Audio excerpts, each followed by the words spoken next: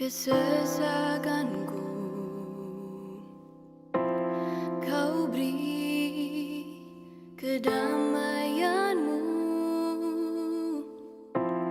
dalam keraguan, ku temukan wajahmu. Karena pengorbananmu,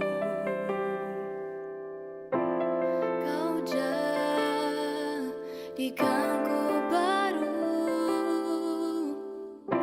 Sungguh ku terkagum, amanku di dalammu, Yesus.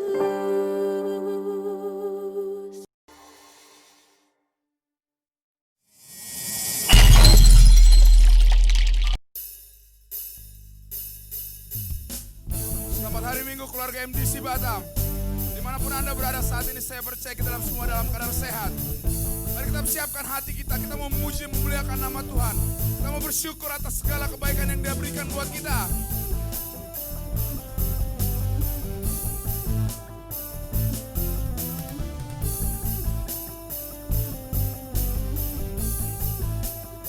Mari sama-sama.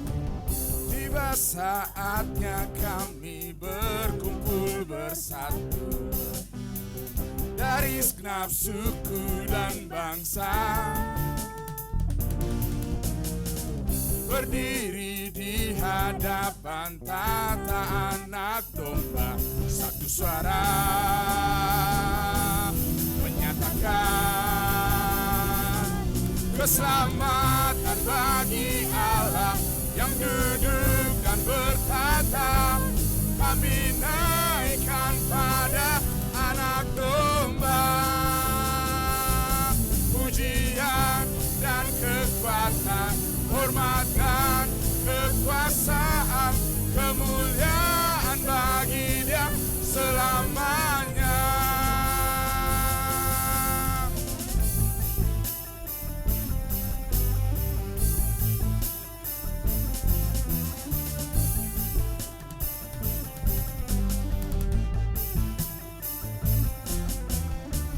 Tiba saatnya kami berkumpul bersatu dari segenap suku dan bangsa, berdiri di hadapan tata anak domba, satu suara menyatakan, katakan, keselamatan bagi Allah yang duduk dan bertata. Kami naikkan pada anak domba pujian dan kekuatan, hormat dan kekuasaan, kemuliaan bagi Dia selamanya.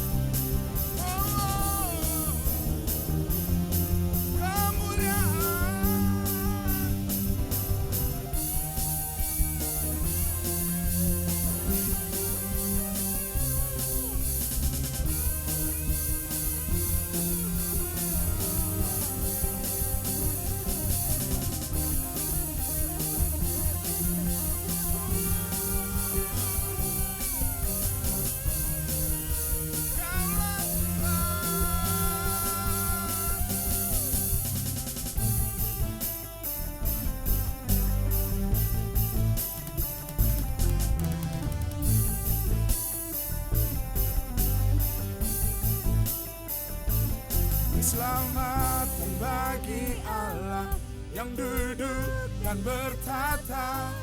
Kami naikkan pada anak domba pujian dan kekuatan, hormat dan kekuasaan, kemuliaan bagi Dia selamanya. Keselamatan bagi Allah yang duduk dan berkata, kami naikkan pada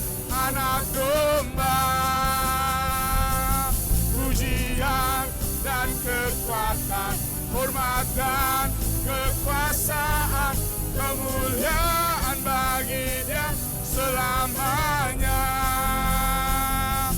Kemuliaan bagi Dia, kemuliaan bagi Dia, kemuliaan bagi Dia selamanya.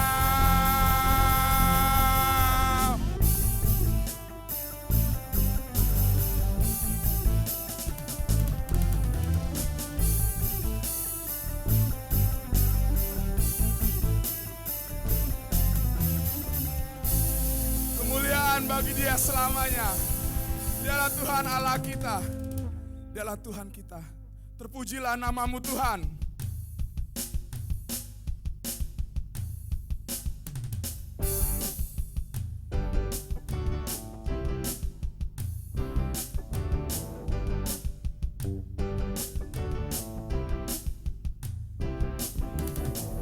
Terpujilah nama-Mu Tuhan.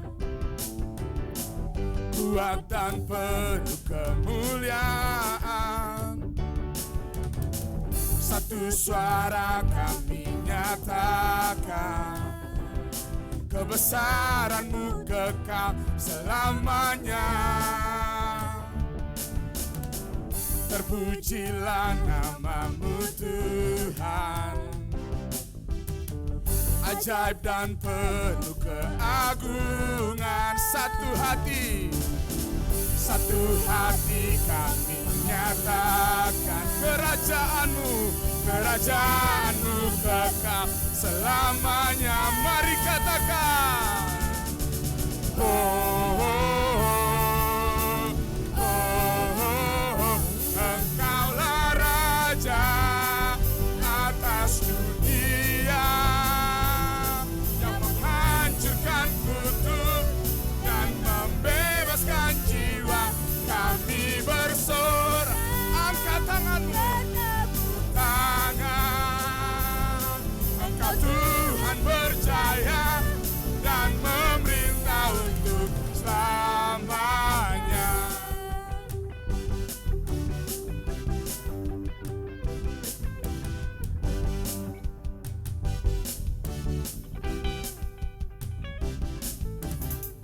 Terpujilah nama-Mu Tuhan, ajaib, ajaib dan penuh keagungan. Satu hati kami nyatakan, kerajaan-Mu kekal selama. Dengan semangat katakan, ho, ho, ho, ho, asik. Ho, ho, ho, Engkaulah Raja atas dunia, yang menghancurkan kutub dan membebaskan jiwa. Kami bersorak, bertepuk tangan. Engkau Tuhan berjaya dan memerintah. Engkaulah Raja atas dunia, yang menghancurkan kutub dan membebaskan jiwa. Engkaulah Raja atas dunia, yang menghancurkan kutub dan membebaskan jiwa. Kami bersorak, bertepuk tangan. Engkau Tuhan berjaya dan memerintah untuk selamanya.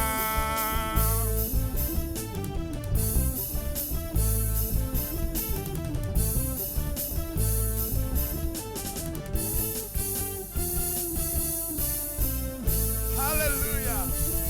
Engkaulah Raja memerintah bersama kami, memerintah selamanya Tuhan Yesus.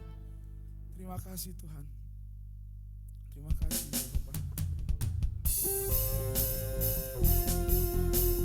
Terima kasih Tuhan. Kami mau katakan kami mau bersama dengan-Mu ya Bang.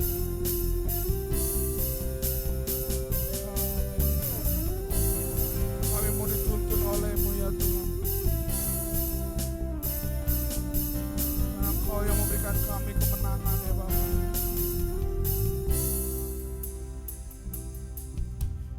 Engkau ada bersamaku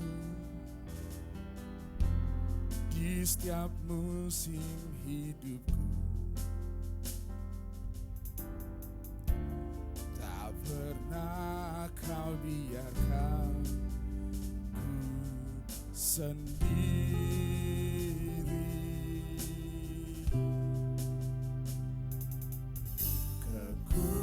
Kekuatan di jiwaku adalah bersamamu. Tak pernah ku ragukan kasih-Mu. Mari kita katakan, bersamamu Bapa, ku lewati semua. Perkenanan-Mu ya teguhkan hatiku. Engkau yang bertindak, memberi pertolongan.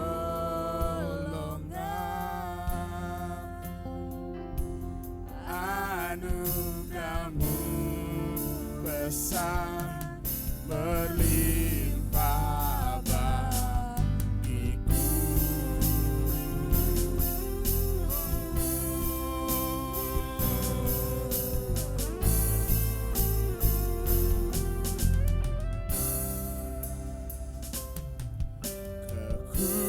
Kekuatan di jiwaku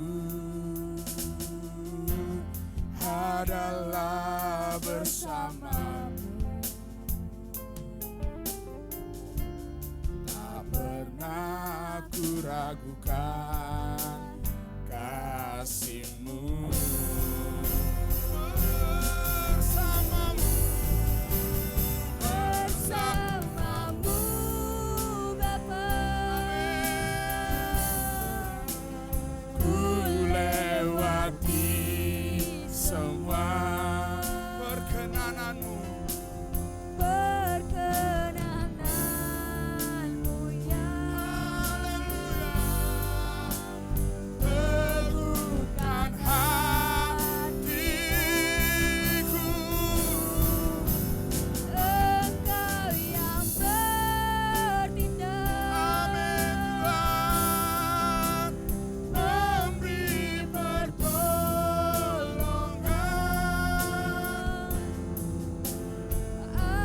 anugerah-Mu besar Berlimpah bagiku.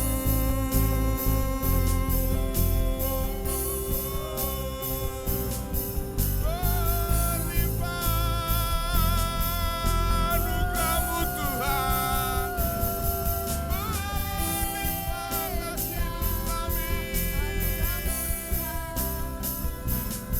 Kami tak bisa sendiri Tuhan, kami tak ragukan Engkau. Kaulah kami, Kau Yesus Tuhan, yang menuntun hidup kami, yang membawa kami ke kemenangan. Kami mau datang padamu, kami mau menyembah-Mu Tuhan. Kami bersyukur. Terima kasih Tuhan, terima kasih. Sebab Kau besar, perbuatan-Mu ajaib, tiada seperti Engkau. Tiada seperti Engkau, sebab Kau besar, perbuatan-Mu ajaib, tiada seperti Engkau. Tiada seperti Engkau.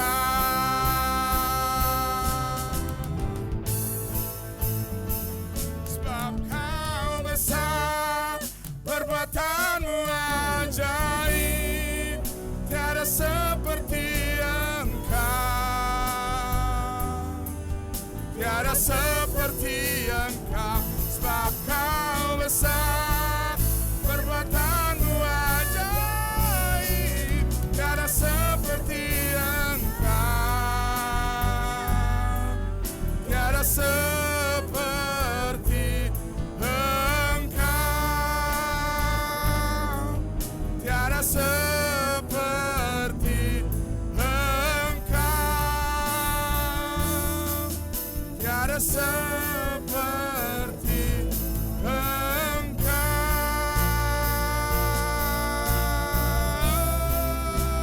Seperti Engkau.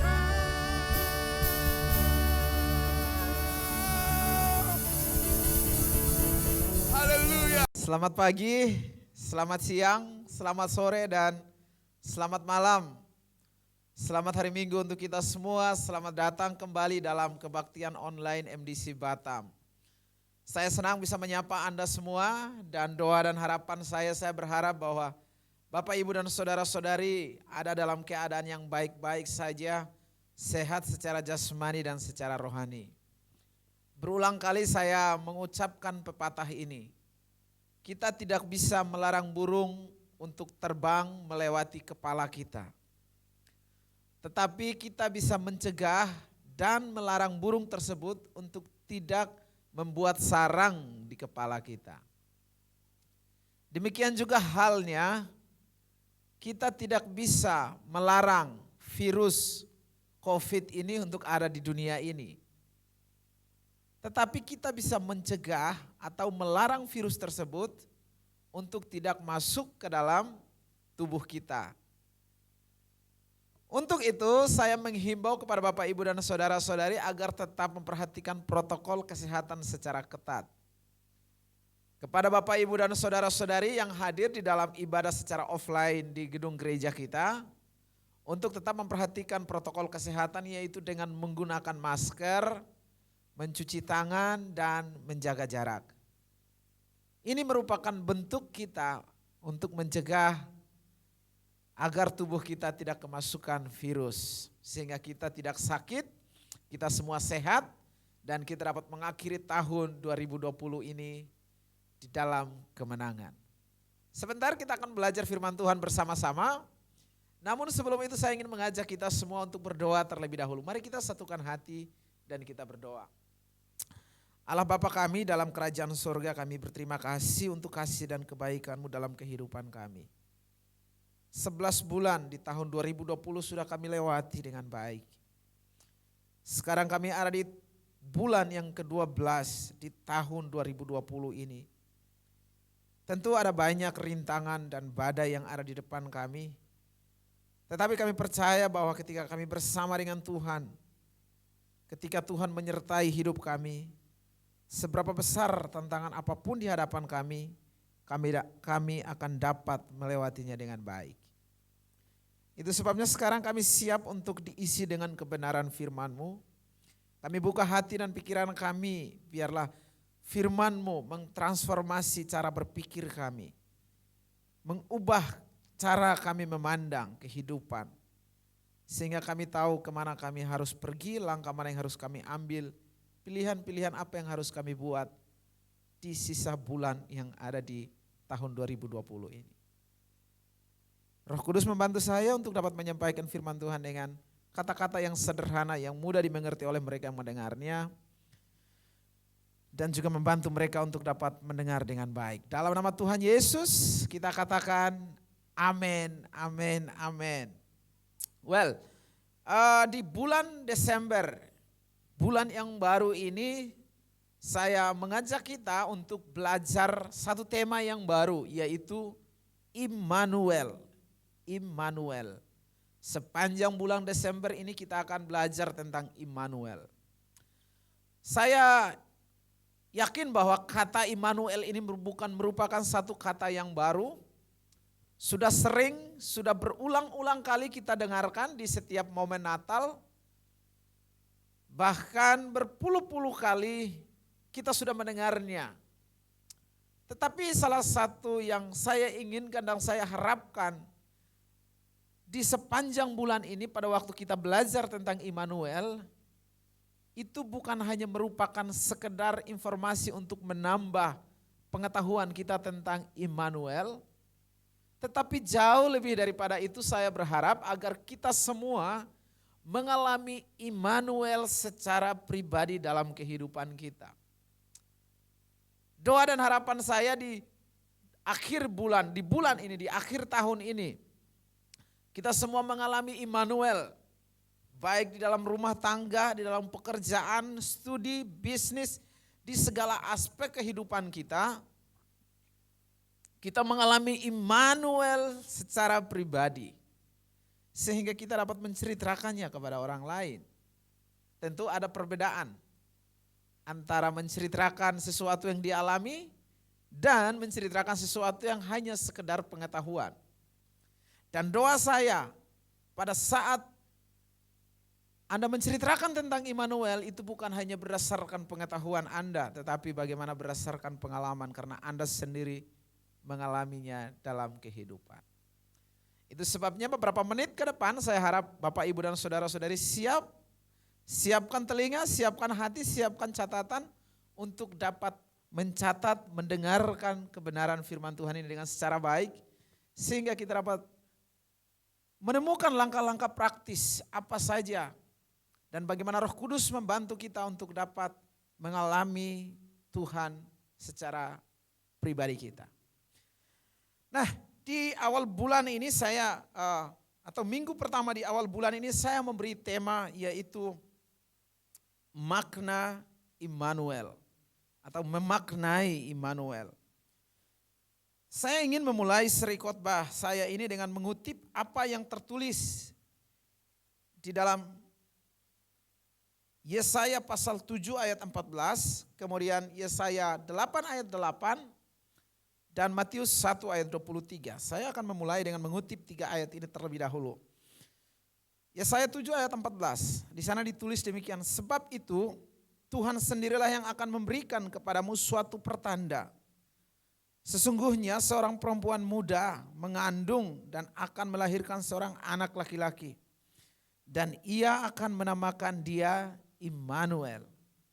Kutipan kedua Yesaya 8 ayat 8, serta menerobos masuk ke Yehuda, ibarat banjir yang meluap-luap hingga sampai ke leher. Dan sayap-sayapnya yang dikembangkan akan menutup seantero negerimu, ya Immanuel. Kutipan yang ketiga, Matius 1 ayat 23. Sesungguhnya anak darah itu akan mengandung dan melahirkan seorang anak laki-laki dan mereka akan menamakan dia Immanuel, yang berarti Allah menyertai kita. Allah menyertai kita. Nah, kata Immanuel yang kita temukan di dalam ketiga ayat yang baru saja kita baca, itu merupakan sebuah nama yang berasal dari bahasa Ibrani. Di dalam bahasa Ibrani kata Immanuel ini terdiri dari dua suku kata, yaitu yang pertama El dan yang kedua yaitu Immanu. El berarti Allah, Immanu atau Immanu berarti bersama dengan kita, beserta dengan kita atau dengan kita. Sehingga kalau kedua kata El dan Immanu disambungkan menjadi El Immanu atau yang kita sebut Immanuel, yang berarti Allah beserta dengan kita. Allah dengan kita, Allah menyertai kita.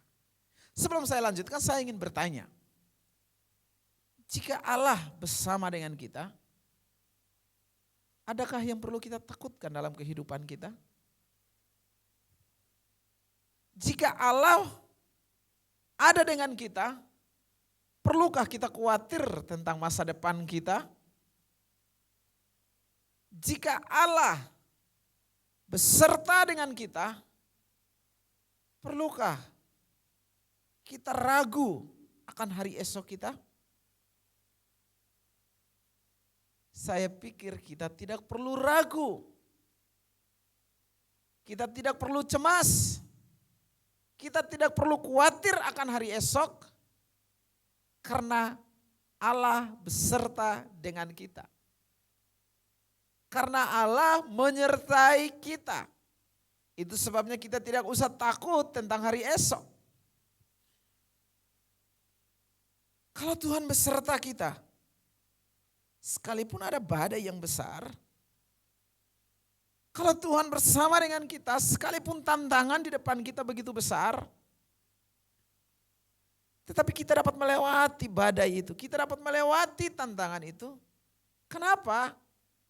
Karena kita punya Immanuel yang jauh lebih besar daripada tantangan yang kita hadapi di depan. Itu sebabnya walaupun di dalam bulan Desember ini kita tidak tahu tantangan seperti apa yang ada di depan kita. Atau nanti kita akan masuk di tahun 2021 kita tidak tahu model badai seperti apa. Tetapi apapun bentuk badai dan masalah itu ingatlah selalu bahwa kita punya Tuhan Immanuel yang jauh lebih besar daripada setiap masalah yang kita hadapi dalam kehidupan kita. Amin. Katakan amin, amin, amin, amin. Di dalam Mazmur 62 ayat 2 dan 3. Sang Raja Daud menuliskan atau dia menggambarkan tentang bagaimana keadaan yang tenang ketika disertai Tuhan atau ketika berada di dekat dengan Tuhan. Saya ingin baca ayat ini bagi kita, mari dengarkan. Mazmur 62 ayat 2-3. Hanya dekat Allah saja aku tenang. Daripada nyala keselamatanku. Hanya dialah gunung batuku dan keselamatanku. Kota bentengku aku tidak akan goyah. Perhatikan. Penyertaan Tuhan di sini memberikan ketenangan. Ketika kita berada dekat dengan Tuhan atau Tuhan beserta dengan kita, yang pertama itu memberikan ketenangan dalam kehidupan kita.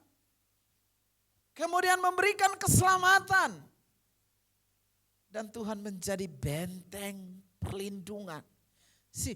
Kalau Tuhan yang menjadi benteng perlindungan kita, mau sebesar apapun masalah yang kita hadapi, tidak akan pernah mengalahkannya.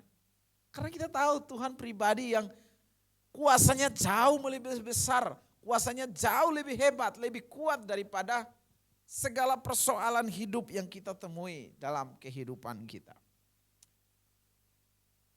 Saya akan memberikan beberapa pelajaran dari perenungan kita tentang makna Natal. Namun sebelumnya saya ingin menceritakan sedikit latar belakang mengapa Yesaya di dalam menulis kitab Yesaya dia memakai kata Immanuel di sini.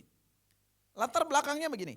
Kata Immanuel ini pertama kali digunakan oleh Yesaya di dalam menyampaikan nubuatan kepada raja yang bernama Ahaz. Ahaz adalah raja di kerajaan Israel yang ada di selatan, yaitu kerajaan Yehuda dengan ibu kota Yerusalem. Memang pada masa pemerintahan Raja Saul sampai Raja Salomo, Israel itu merupakan satu kerajaan. Namun setelah berakhirnya pemerintahan Raja Salomo, Israel terpecah menjadi dua kerajaan, yaitu kerajaan selatan dan kerajaan yang ada di utara. Kerajaan selatan yaitu kerajaan Yehuda dengan ibu kota Yerusalem, sementara kerajaan di utara dengan ibu kota Samaria. Nah, pada waktu itu kerajaan yang di selatan dipimpin oleh Raja Ahaz ini. Dan pada saat itu Raja Ahaz dan seluruh rakyat kerajaan selatan, Yehuda dan Yerusalem, sedang ada dalam keadaan ketakutan. Mereka terhimpit, mereka kecut, tawar hati. Karena mereka sedang mendapatkan ancaman yaitu ancaman dari kerajaan Israel yang ada di utara. Dan kerajaan yang lain, yaitu kerajaan Syria atau Aram. Kerajaan Aram atau Syria, tentara-tentara Syria beserta dengan kerajaan Israel yang ada di utara, mereka bersekutu. Kedua kerajaan ini bersekongkol untuk menuju ke selatan untuk menyerang kota Yerusalem. Mendengar ancaman dari kerajaan utara dan Raja Aram ini, Raja Ahas yang ada di selatan dan penduduk yang ada di kerajaan selatan, kerajaan Yehuda, mereka ada dalam ketakutan dan kepanikan.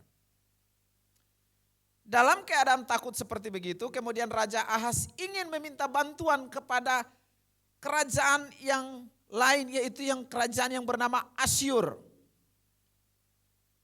Raja Ahas punya niatan ingin meminta bantuan kepada Raja Asyur, supaya Asyur membantu dia untuk melawan Israel yang ada di kerajaan utara ini dan kerajaan Syria atau Aram ini. Kemudian Tuhan bicara kepada Nabi Yesaya. Tuhan bilang begini sama Yesaya, Yesaya pergi kasih tahu Ahas bahwa jangan takut, jangan kecut, dan jangan meminta bantuan kepada Raja Asyur. Sebab aku Tuhan akan menyertai Ahas dan seluruh penduduk Yehuda dan Yerusalem. Jadi kasih tahu kepada Ahas untuk tidak boleh takut terhadap ancaman yang datang dari Raja Israel di utara itu dan Raja Aram beserta pasukan-pasukan Syria itu. Jangan takut kepada mereka. Dan juga jangan meminta bantuan kepada Asyur. Karena aku Tuhan mampu mengalahkan mereka. Dan saya ingin mengajak kita membaca kisah itu menjadi latar belakang kita. Di dalam Yesaya pasal 7, Yesaya pasalnya ke-7, saya akan mengutip beberapa ayat untuk membuat kita mengerti tentang cerita ini. Yesaya 7 mulai dari ayat 1. Raja Ahas adalah putra Yotam dan cucu Usia. Ini saya baca dalam terjemahan bahasa Indonesia masa kini. Sekali lagi, Raja Ahas adalah putra Yotam dan cucu Usia. Ketika ia memerintah Yehuda, pecahlah perang. Rezin Raja Syria atau Aram, Rezin ini adalah raja dari kerajaan Aram. Dan Pekah putra Remalia, Raja Israel. Ini ada dua kerajaan, dua raja. Datang menyerang Yerusalem. Tetapi mereka tak dapat merebut kota itu. Ayat 2, waktu Raja Yehuda atau Ahas mendengar bahwa pasukan Syria atau pasukan Aram sudah masuk ke wilayah Israel sebagai sekutu, ia dan bangsanya sangat ketakutan. Sehingga mereka gemetar seperti pohon yang digoyangkan angin.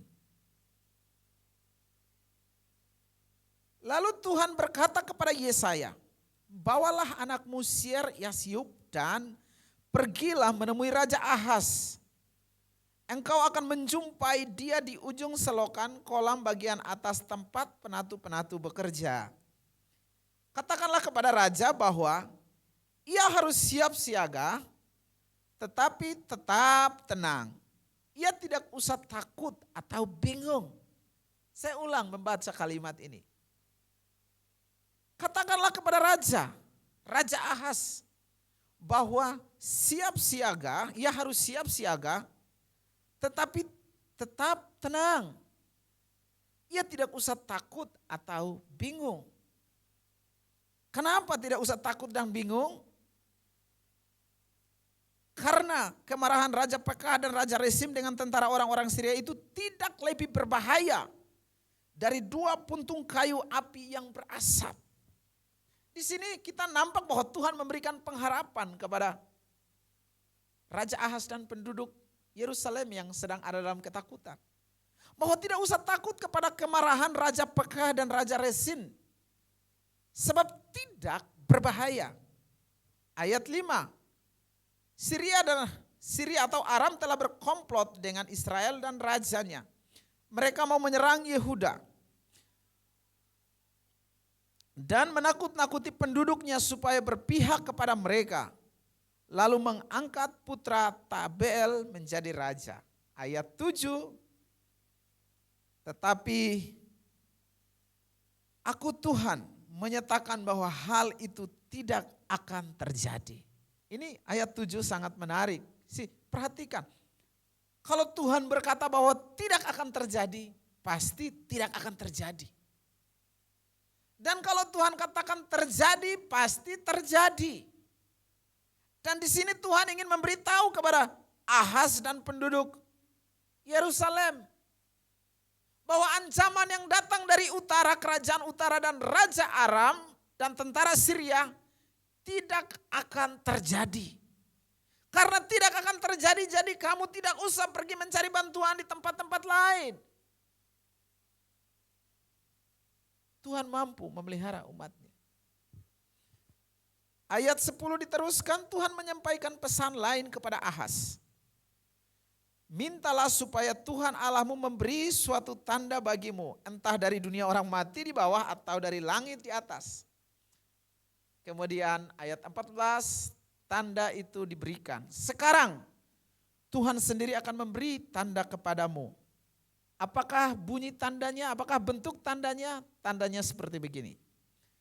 Seorang gadis yang mengandung akan melahirkan seorang putra yang dinamakan dia Immanuel. Immanuel. Allah menyertai kita. Nubuatan tentang penyertaan Tuhan diucapkan pada saat penduduk Yehuda sedang ada di dalam kepungan Raja Utara dan Raja Aram. Sebenarnya tidak hanya situasinya mereka ada dalam kepungan itu. Kalau kita baca dalam Yesaya pasal 5, pasal 4, kita menemukan bahwa kehidupan penduduk Yehuda pada masa itu bobrok secara moral. Moralitas mereka sangat bobrok. Mereka hidup secara tidak adil. Karena ketidakadilan itu Tuhan benci terhadap kelakuan yang orang-orang Yehuda, Raja Ahaz dan penduduk Yehuda. Tetapi walaupun dalam keadaan begitu, Tuhan tetap menunjukkan cintanya kepada Raja Ahaz dan penduduk Yehuda.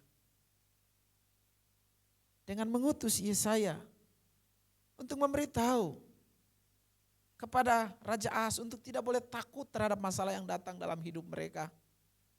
Sebab Tuhan menyertai mereka. Ada Immanuel. Itulah latar belakang. Sedikit latar belakang kata Immanuel pertama kali dipakai oleh Yesaya. Nah, berdasarkan latar belakang yang baru saja saya ceritakan dan juga ayat-ayat yang kita baca tadi, sekarang saya ingin memberikan 3 pelajaran dari makna atau arti daripada Immanuel. Bagaimana kita dapat mempelajarinya dan kita dapat mengalami Tuhan secara pribadi dalam kehidupan kita. Dengarkan baik-baik. Yang pertama adalah makna Immanuel atau makna Tuhan menyertai kita di sini merupakan bukti dari ekspresi ketulusan cinta Sang Pencipta terhadap ciptaannya. Immanuel merupakan ekspresi cinta Sang Pencipta terhadap ciptaannya. Jadi makna pertama adalah Immanuel merupakan ekspresi cinta dari Tuhan. Ekspresi ungkapan ketulusan cinta dari Tuhan kepada kita umat manusia, kita ciptaan Tuhan.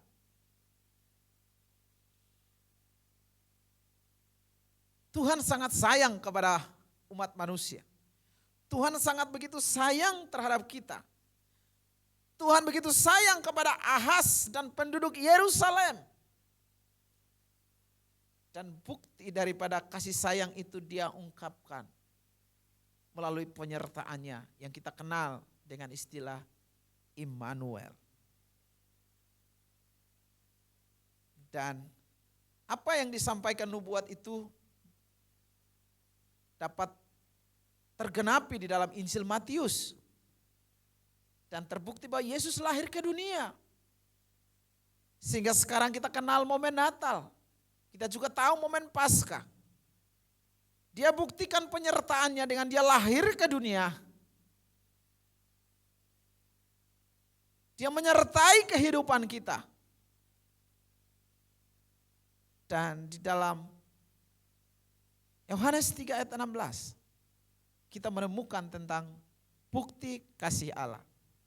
Mari perhatikan ayat ini. Yohanes 3 ayat 16 dan 17 dalam terjemahan bahasa Indonesia masa kini. Karena Allah begitu mengasihi manusia di dunia ini. Perhatikan, Allah begitu mengasihi manusia di dunia ini. Sehingga ia memberikan anaknya yang tunggal. Supaya setiap orang yang percaya kepadanya tidak binasa, melainkan mendapat hidup sejati dan kekal. Sebab Allah mengirim anaknya bukan untuk menghakimi dunia, tetapi untuk menyelamatkan. Bukti dari kasih itu, dia sendiri datang ke dalam dunia. Lahir di kandang yang hina. Tidak hanya cukup lahir di kandang yang hina, jauh daripada lahir di kandang yang hina, dia diludahi. Bahkan dia harus naik ke salib, mati di sana, menggantikan Anda dan saya. Setiap kesalahan kita, dosa kita ditimpakan kepada dia. Semua dia lakukan. Bukan untuk dia mencari terkenal, karena dia sudah terkenal, dia adalah Tuhan. Semua dia lakukan bukan untuk pansos. Semua dia lakukan bukan supaya diviralkan dan trending topik, supaya orang jadi Yesus menganggap diri menjadi pribadi yang sok pahlawan, tidak. Semata-mata dia lakukan karena cinta, karena kasih. Sekali lagi, Immanuel merupakan ekspresi cinta, ketulusan cinta dari Sang Pencipta kepada ciptaannya. Dia mengasihi Anda dan saya. Sekali lagi, Tuhan sangat sayang. Tuhan sangat cinta Anda dan saya. Di dalam Roma pasal 5 ayat 8, Paulus berkata bahwa ketika Tuhan mengekspresikan cintanya kepada manusia, bukan pada saat manusia sedang ada dalam keadaan baik-baik. Pada saat Tuhan menunjukkan cintanya kepada kita, bukan pada saat kita sedang dalam keadaan baik-baik. Bahkan ketika kita masih berdosa, dia sudah mengorbankan dirinya untuk kita. Roma 5 ayat 8 dikatakan demikian. Akan tetapi Allah menunjukkan kasih-Nya kepada kita. Allah mengekspresikan ketulusan cintanya kepada kita. Sang Pencipta mengekspresikan ketulusan cintanya kepada penciptanya. Ketika kita masih berdosa. Sekali lagi perhatikan ayat ini. Akan tetapi Allah menunjukkan kasih-Nya kepada kita oleh karena Kristus telah mati untuk kita. Ketika kita masih berdosa. Kasih sebuah bentuk ekspresi cinta yang sangat luar biasa. Sangat panjang, sangat dalam. Sulit untuk dibayangkan secara nalar. Dia mengasihi kita pada saat kita masih berdosa. Bukan kita menjadi baik dulu baru dia mengasihi kita. Tidak, Yesus mengasihi kita pada saat kita sedang ada dalam dosa dan dia membuktikan kasih-Nya.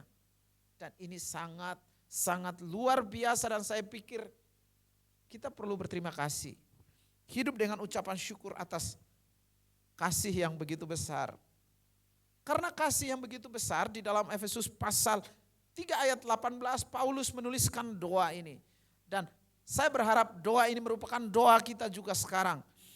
Di sana dicatat demikian, saya berdoa semoga bersama-sama dengan semua umat Allah, kalian dapat menyelami atau dapat merasakan atau dapat mengalami betapa luasnya dan panjangnya serta tingginya dan dalamnya kasih Kristus.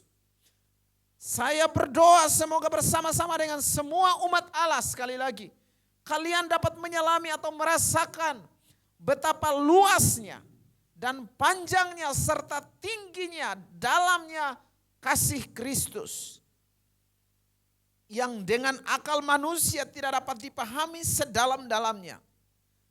Semoga kalian mengenal kasih Kristus itu sehingga kalian penuh dengan kepribadian Allah yang sempurna. Penuh dengan kepribadian Allah yang sempurna. Mengenal kasih Allah yang begitu luar biasa itu. Di dalam ratapan disebutkan. Ratapan 3 ayat 22 dan 23 disebutkan bahwa tak berkesudahan kasih setia Tuhan. Tak habis-habisnya rahmatnya. Selalu baru tiap pagi. Besar kesetiaanmu. Saya berdoa bahwa setiap hari dalam kehidupan kita, kita mengenal kasih Tuhan, kita mengalami kasih-Nya. Kita menikmati ekspresi cinta daripada Sang Pencipta kita.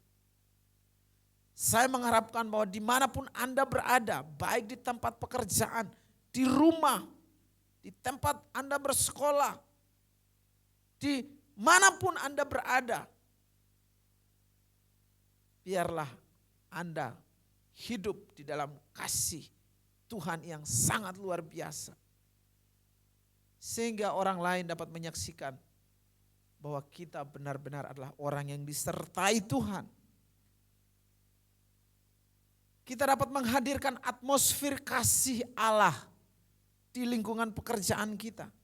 Kita dapat menghadirkan atmosfer kasih Tuhan di komunitas kita, di sekolah, di tempat pekerjaan, di rumah tangga, dimanapun. Suasana kasih melingkupinya. Tuhan mengasihi kita semua.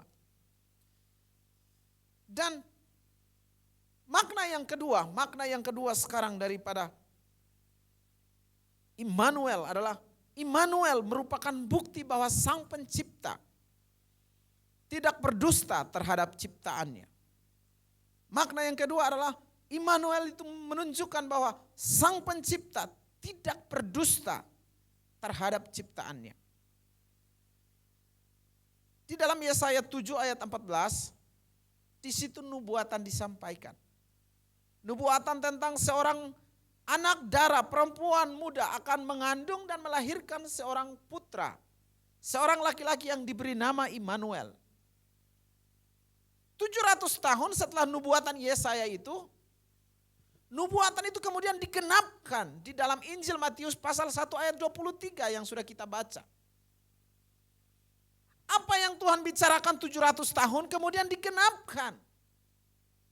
Artinya bahwa Tuhan tidak berdusta terhadap apa yang Dia sampaikan. Tuhan tidak berbohong terhadap apa yang Tuhan ucapkan melalui nabinya. Apa yang Dia katakan, itu yang Dia lakukan. Apa yang Tuhan janjikan, itu yang Tuhan genapi. Tuhan tidak pernah berdusta. Bapak Ibu Saudara-saudari dengarkan ini. Allah tidak pernah berdusta dan sampai kapanpun Dia tidak pernah mendustai siapapun. Sekali lagi, Allah tidak pernah berdusta dan sampai kapanpun Dia tidak pernah mendustai siapapun di dunia ini.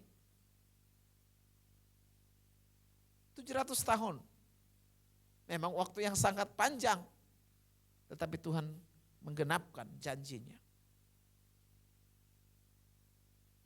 Terbukti bahwa Yesus lahir ke dunia. Bapak, Ibu, dan saudara-saudari, Tuhan yang kita sembah adalah Tuhan yang setia kepada janjinya. Tuhan berbeda dengan manusia. Seringkali manusia berjanji, tidak menepati janjinya. Tetapi tidak demikian halnya dengan Tuhan. Dia setia terhadap apa yang dia ucapkan. Amin, amin. Dia setia kepada janjinya.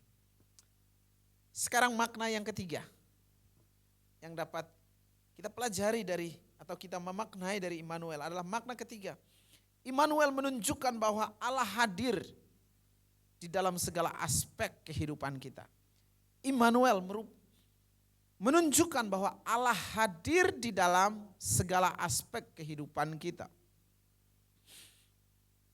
Allah tidak hanya hadir ketika Anda ada di gereja. Allah tidak hanya menyertai Anda ketika Anda lagi mau pergi kepada persekutuan doa. Tetapi Allah hadir di dalam segala aspek kehidupan Anda. Baik di kantor Anda, baik di rumah tangga Anda, di sekolah Anda, di perjalanan urusan bisnis Anda, baik di atas motor, baik di atas mobil, maupun di dalam pesawat yang sedang terbang di udara sekalipun, Allah menyertai Anda. Dia ada di dalam segala aspek kehidupan kita. Di dalam Mazmur 139, kita menemukan satu lirik lagu yang sangat baik yang ditulis oleh Raja Daud, yang menggambarkan tentang kehadiran Tuhan di dalam segala aspek kehidupan manusia, di segala tempat dimanapun manusia berada. Tuhan hadir di sana. Dan saya ingin membaca lirik lagu ini. Saya berharap Anda mendapatkan sesuatu dari lirik lagu yang ditulis oleh Raja Daud ini. Mari perhatikan, dengarkan apa yang disampaikan oleh atau digubah oleh Raja Daud di sini. Saya ingin baca dalam terjemahan bahasa Indonesia masa kini. Untuk pemimpin KOR, Mazmur Daud. Ya Tuhan, Engkau menyelami aku dan mengenal aku. Engkau tahu segala perbuatanku. Dari jauh Engkau mengerti pikiranku.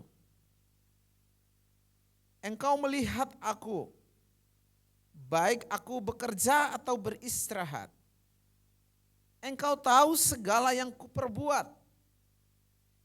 Bahkan sebelum aku berbicara, Engkau tahu apa yang hendak kukatakan. Engkau mengelilingi aku dari segala penjuru, dan Kau lindungi aku dengan kuasa-Mu. Terlalu dalam bagiku pengetahuan-Mu itu, dan tidak terjangkau oleh pikiranku. Kemana aku dapat pergi agar luput dari kuasa-Mu? Kemana aku dapat lari menjauh dari hadapan-Mu?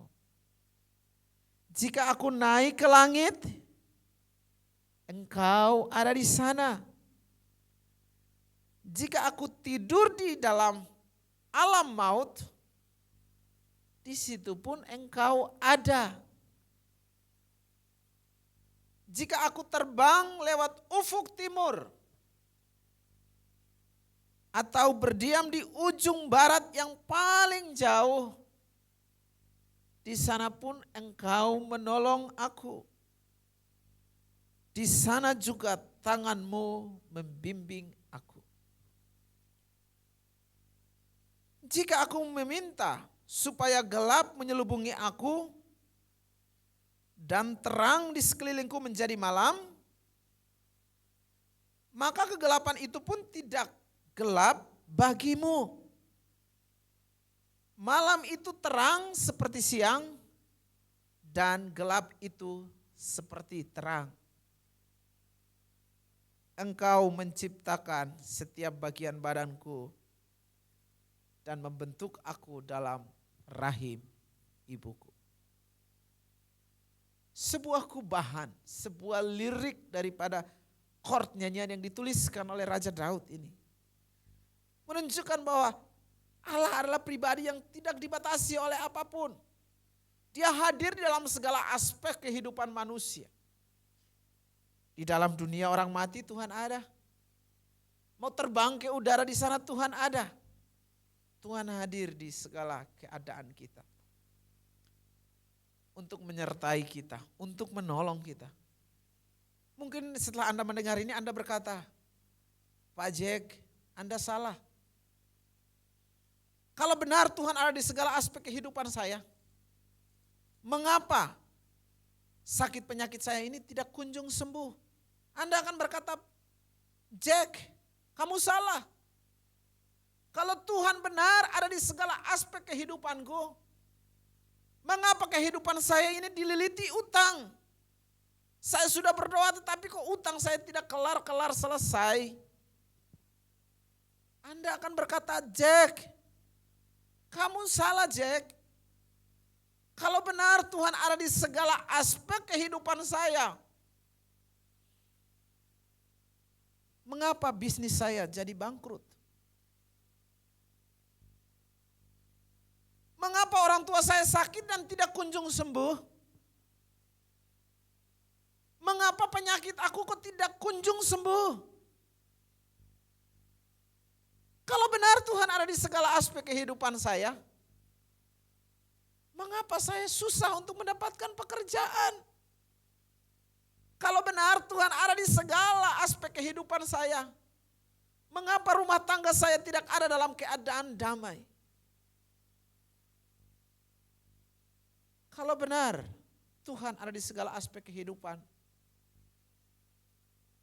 mengapa air mata dan kekecewaan terus ada di hati saya?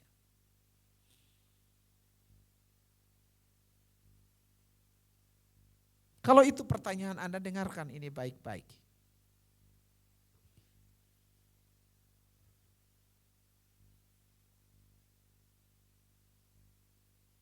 Bukan berarti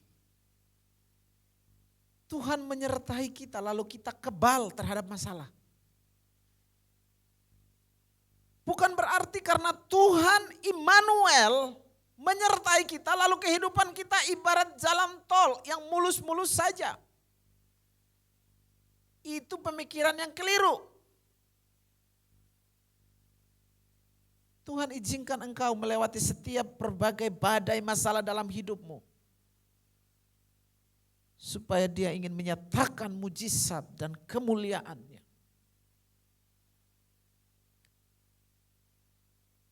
Sekali lagi, bukan berarti kita hidup dengan Tuhan dan Tuhan hadir dengan kita, kita kebal. Masalah itu lihat kita silau, tidak. Tetapi melalui setiap masalah yang kita hadapi, supaya Tuhan menyatakan kuasa mujizat-Nya. Tentu Anda masih ingat bukan kisah yang kita pelajari di bulan November yang lalu. Yang ajak murid-murid menyeberangi danau Galilea kan Tuhan Yesus. Murid-murid taat sama perintah gurunya.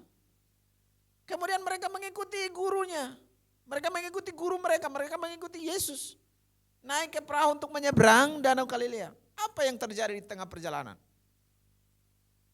Hal yang tidak diinginkan, tidak diduga oleh murid-murid terjadi. Tiba-tiba saja badai datang dan ingin menenggelamkan kehidupan mereka. Tetapi melalui kisah itu kita jadi tahu bahwa Yesus hadir di situ. Menyatakan mujizat-Nya.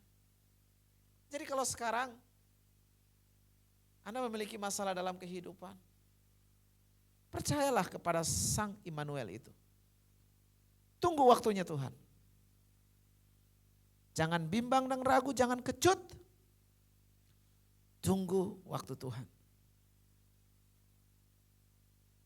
Percayalah bahwa Immanuel, Dia setia. Dia tidak pernah berdusta. Dia mengasihi Anda. Bahkan pada saat Anda masih berdosa pun Dia sudah sayang sama Anda. Dia sangat sayang peduli terhadap kehidupan Anda. Tuhan tahu apa yang Anda rasakan sekarang. Tuhan sangat mengerti tentang persoalan hidup Anda. Tetap percaya kepadanya. Dengan memahami 3 makna tadi, yaitu bahwa Immanuel merupakan ekspresi cinta Tuhan kepada kita. Immanuel merupakan bukti bahwa Tuhan tidak berdusta terhadap manusia. Dan Immanuel menunjukkan bahwa Allah hadir dalam segala aspek kehidupan kita. Kita tidak usah takut dan cemas menghadapi kehidupan kita. Sebaliknya kita harus memiliki sikap hati ini. Yaitu yang pertama, hiduplah senantiasa di dalam ucapan syukur. Hiduplah senantiasa di dalam ucapan syukur. Bersyukurlah bahwa kita punya Allah yang menyertai kita dalam segala aspek kehidupan kita. Bersyukurlah kita punya Tuhan yang sayang sama kita. Bersyukurlah kita punya Tuhan yang tidak pernah berdusta. Dan sikap hati yang kedua yang harus kita miliki adalah merespon penyertaan Tuhan dengan menghargai kehadirannya, menghormatinya, dan menaati firman-Nya. Sekali lagi, merespon penyertaan Tuhan dengan menghargainya, menghormatinya, dan menaati firman-Nya. Sebentar kita akan masuk ke dalam perjamuan kudus. Mari siapkan roti dan anggur yang Anda miliki.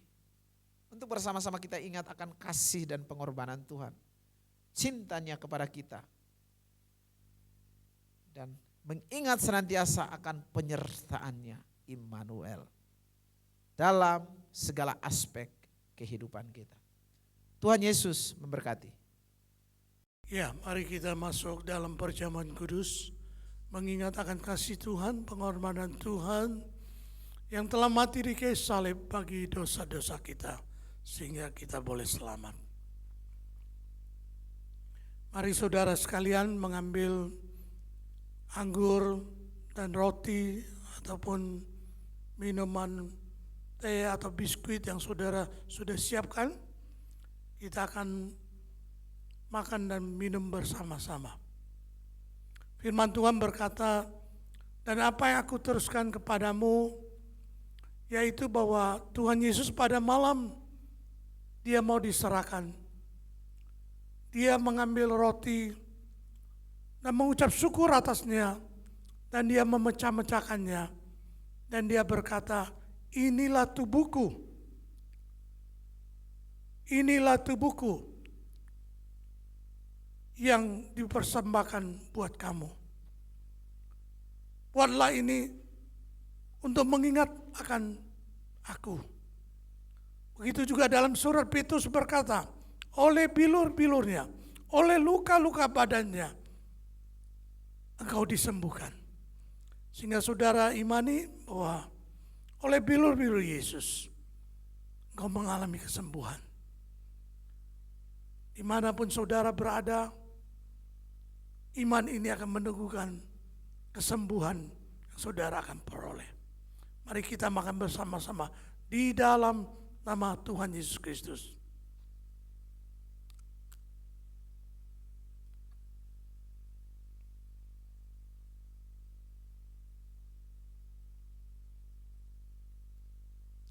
Firman Tuhan juga berkata, setelah makan Dia mengambil cawan sebagai anggur yang terisi di dalam. Dan Dia berkata, cawan ini adalah cawan perjanjian baru yang dimateraikan oleh darahku. Maksudnya darah Kristus yang telah memulihkan, yang telah mempersatukan kita dengan Bapa. Sehingga saudara, apapun beban saudara minta dengan Bapa. Karena darah Yesus telah menyucikan dosa-dosa kita.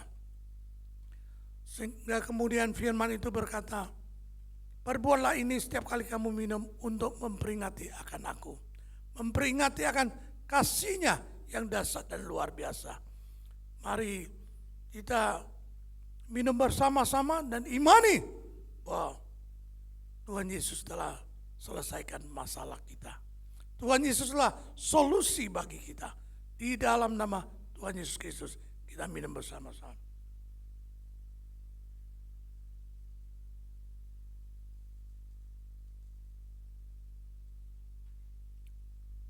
Terima kasih Tuhan Yesus. Terima kasih Tuhan Yesus.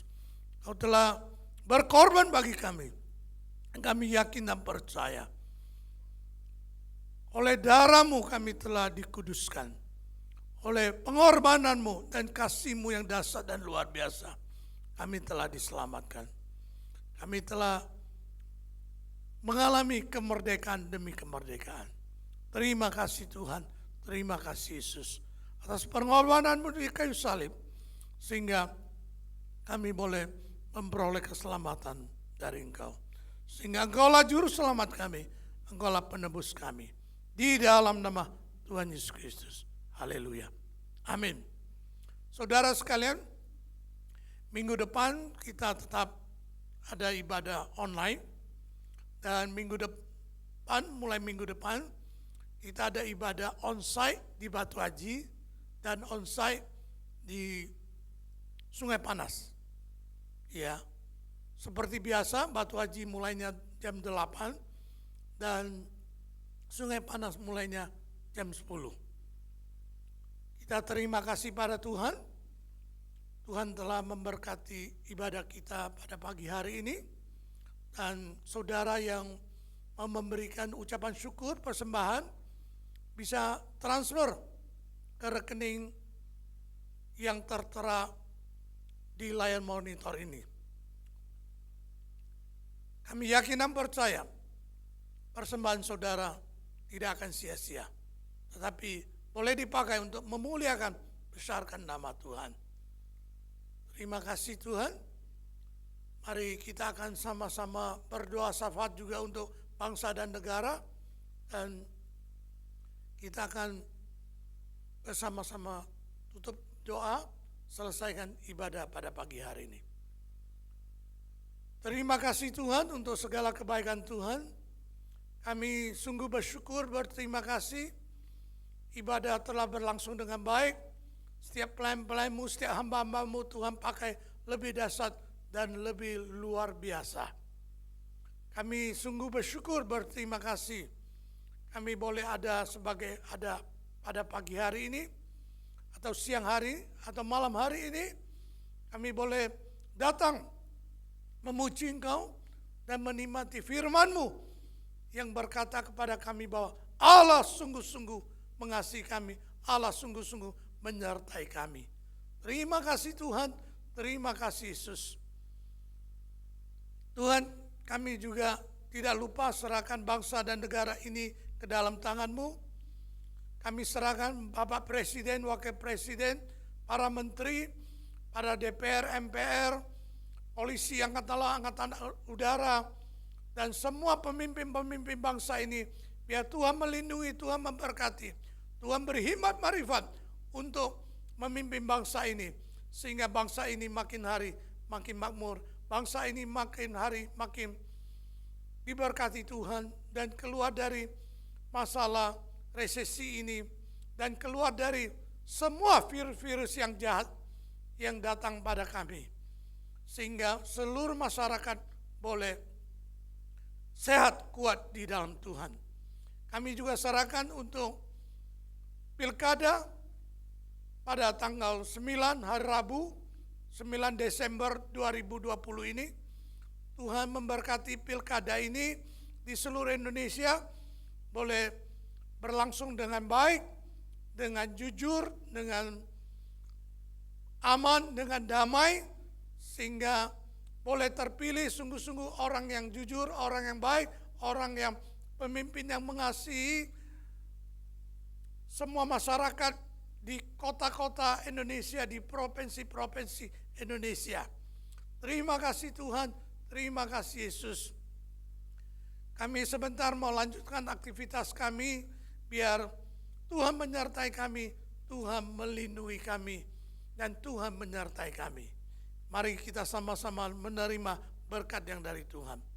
Biar berkat dari Allah Bapa, di dalam kasih sayang Yesus Kristus, serta penyertaan Roh Kudus yang boleh membimbing, yang boleh memimpin semua yang saudara lakukan, disertai Tuhan. Diberkatilah usaha pekerjaanmu, diberkatilah keluargamu, diberkatilah pendidikanmu, punya prestasi yang baik, sehingga nama Tuhan ditinggikan dan dimuliakan. Dan diberkatilah kesehatanmu adalah kesehatan yang prima, yang sehat, yang kuat di dalam Tuhan. Saudara sekalian, pulanglah dengan berkat Allah yang melimpah-limpah damai sejahtera, yang melimpah-limpah sukacita, yang melimpah-limpah keberhasilan, keberuntungan, mulai hari ini sampai selama-lamanya. Di dalam nama Tuhan Yesus Kristus. Haleluya. Amin.